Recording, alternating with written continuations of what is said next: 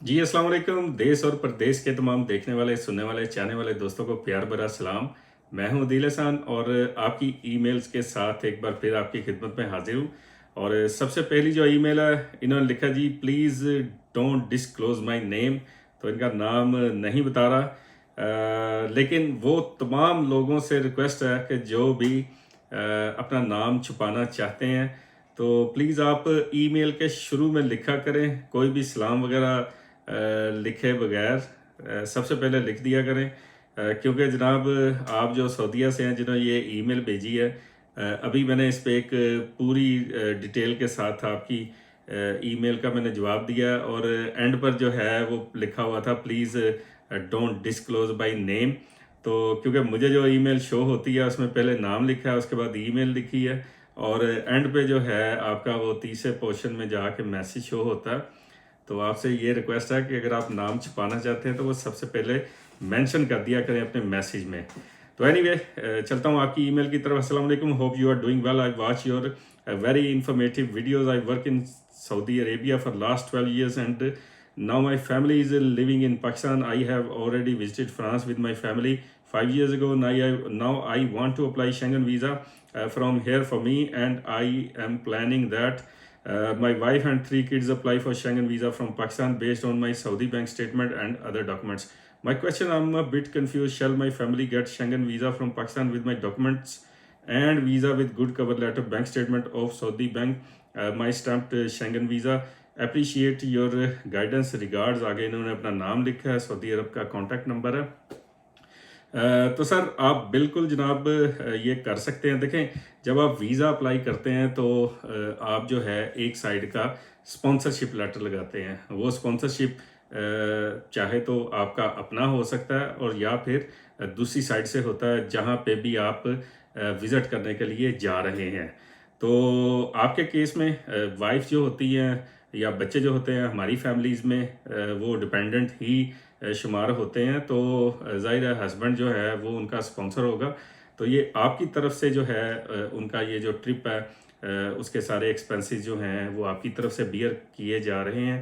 तो आप जहाँ पे भी रहते हैं, आप सऊदी अरेबिया में हैं, आप जापान में हैं, आप मलेशिया में हैं, आप दुबई में हैं, तो अगर आपके बीवी बच्चे पाकिस्तान में हैं तो बिल्कुल आपकी सऊदी बैंक स्टेटमेंट, आपका covering letter with your present location और सब कुछ ये बिल्कुल आप एज ए सपोर्टिंग डॉक्यूमेंट अपनी तरफ से या आप स्पॉन्सर बन के उन्हें इस टूर के जितने भी एक्सपेंसेस हैं तो वो आपकी तरफ से कवर किए जाएंगे। ये सारी चीज़ें आप लेटर में मेंशन कर सकते हैं। साथ में ये आपको छोटी सी एक और एडवाइस दूंगा कि अगर आप 5 साल पहले फ्रांस होके आए तो आप भी फ्रांस का वीज़ा ही अप्लाई कीजिएगा। तो उसके बाद अगली ईमेल की तरफ चलते हैं जी।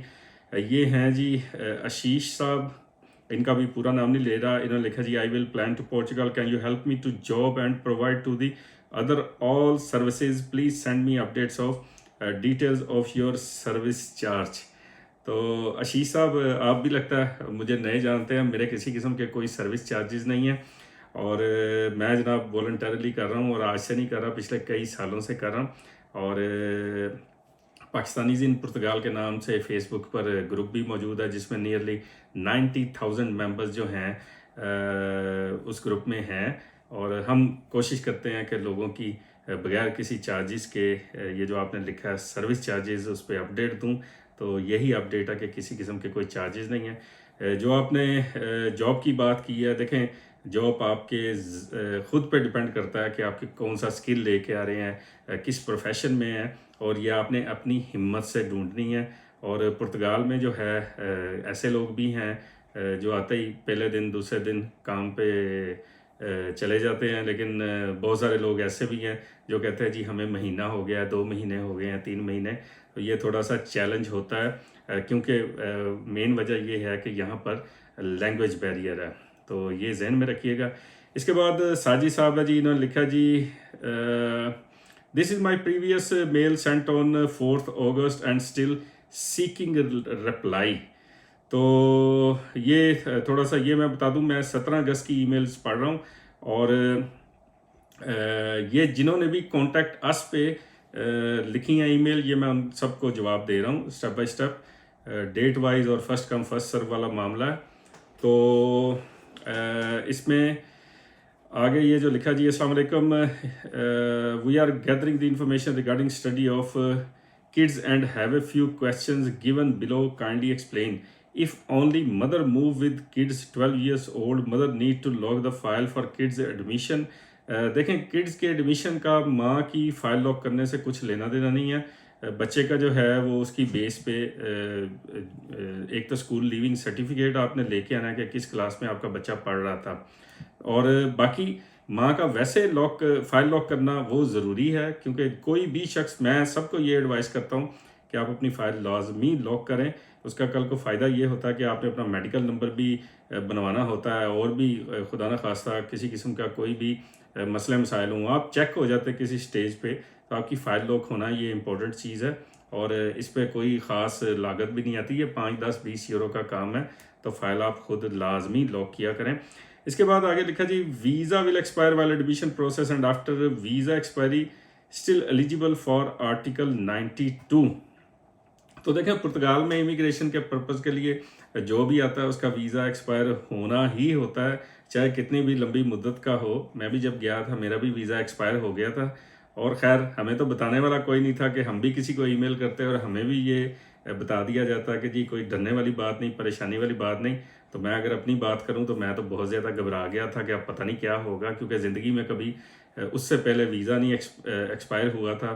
यूके के भी विज़िट थे, यूरोप के भी काफ़ी सारे विज़िट थे, और बहरहाल तो ये किसी किस्म की कोई परेशानी की बात नहीं है, और बच्चा जो है बिल्कुल आर्टिकल 92 के लिए एलिजिबल होगा।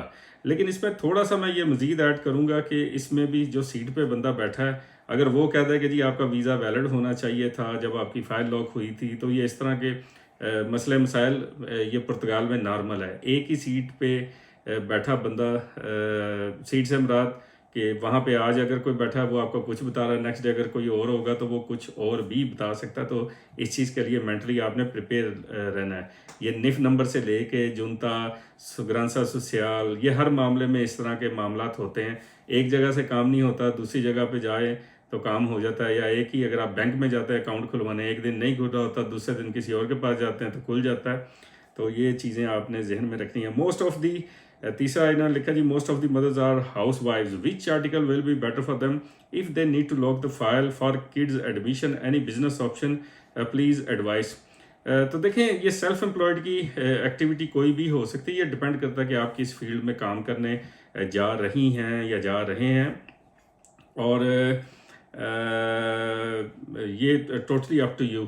अगर तो आपने जॉब करनी है ठीक है, अगर आपने जॉब नहीं करनी तो किसी भी आर्टिकल में आप सर्विसेज में भी जा सकते हैं।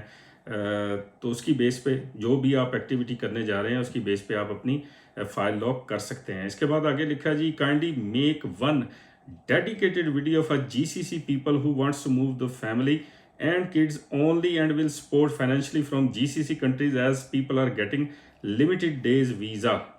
तो इस पे मैंने 2-3 वैसे वीडियोस बनाई हैं, मुझे नहीं पता आपने देखी कि नहीं। यूट्यूब के पेज पर मौजूद है। एक तो फैमिली के हवाले से है कि फैमिली का एक्सपेंस क्या हो सकता है, एक ये है कि अगर हस्बैंड दुबई में हो और उसकी फैमिली जो है ये इधर पुर्तगाल मूव होती है, तो फाइनेंशियली अगर वो सपोर्ट करे तो बिल्कुल ये पॉसिबल है। और तीसरा ये है कि फ़ीमेल्स के लिए या बच्चों के लिए ये कंट्री सेफ़ है। तो पुर्तगाल जो है ये दुनिया के पहले जो 10 कंट्रीज़ हैं उसमें इसका नाम आता है। तो ये बिल्कुल इस पे वीडियोस मौजूद हैं, आप देख सकती हैं। एक्सपेंसेस के हवाले से भी है, टाइम कितना लगता है मुख्तलिफ आर्टिकल्स में। तो ये आप अगर यूट्यूब के पेज देश और प्रदेश पर मौजूद हैं तो वहाँ पे ये सारी वीडियोस मौजूद हैं। इसके बाद आगे इन्होंने लिखा जी, when kids should move as academic year completing in June in GCC countries. तो यहाँ पे भी ये जो क्लासेस हैं ये सितंबर में जाके शुरू होती हैं, और जून में ही उनका जो है ये छुट्टियां वगैरह शुरू हो जाती हैं जून और जुलाई के एंड में जाकर। तो ये सेम ही सिस्टम है, सितंबर में जाके फिर क्लासेस शुरू होती हैं समर वेकेशन के बाद। आगे लिखा जी, may Allah bless you Rahma for your efforts. ये शायद आपने अरबी लिखी है, तो thank you so much, thanks and regards. Okay जी, थैंक यू सो मच, आपकी ईमेल का बहुत बहुत शुक्रिया। और इसके बाद आगे हैं जी एहतशाम साहब। एहतशाम साहब लिखते हैं जी, बड़ी लंबी ईमेल लिखी है जी इन्होंने, ये 4 लफ्ज़ टोटल लिखे हैं, वांट अप्लाई यूरोप वीज़ा। तो जनाब जैसे आपने ईमेल लिखी है तो एम्बेसी की वेबसाइट पे जाएं और वीज़ा अप्लाई कर दें। आपकी ईमेल का तो यही जवाब है।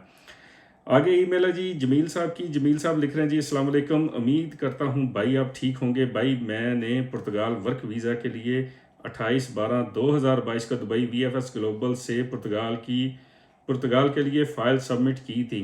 7 जून को एम्बेसी से रिस्पॉन्स आया था और एम्बेसी ने कुछ पेपर रिक्वायर्ड किए थे जो मैंने 15 जून को दोबारा सबमिट कर दिए। अब 2 मंथ से ज़्यादा हो रहे हैं दोबारा रिक्वायर्ड पेपर सबमिट करने के बाद, लेकिन अभी तक एम्बेसी की तरफ से कोई रिस्पॉन्स नहीं आ रहा।